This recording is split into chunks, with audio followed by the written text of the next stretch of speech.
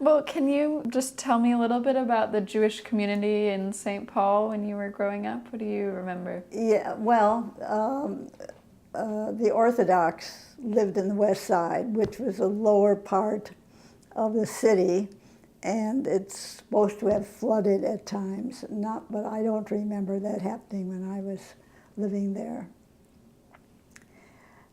There are about 5 different synagogues for that number.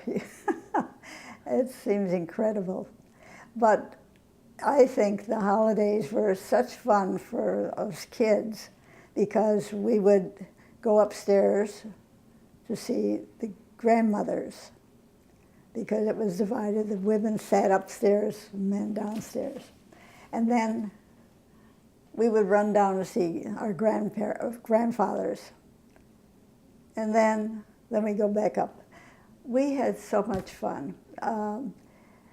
And then if we made too much noise, there was one grandfather, big red cheeks and full belly, say, "Shah!" And we'd all be quiet for about 2 seconds and start all over again. It was so much fun. And then I took piano lessons, started when I was 8 years old. And my teacher belonged to the Mount Zion Synagogue. That was the Reform. And she invited me to come. And I couldn't get over it. It was so quiet. The children sat downstairs with their parents. It was all, but nobody was running around. And I thought, oh, I don't like this.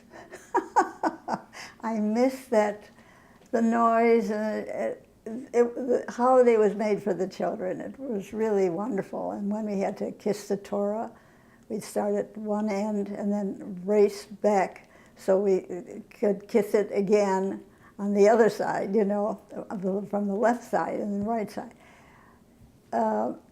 Yeah, I'm glad I wasn't a Reformed Jew when I was a kid because it would be a different experience. This was such fun. It was like a party, really, for kids.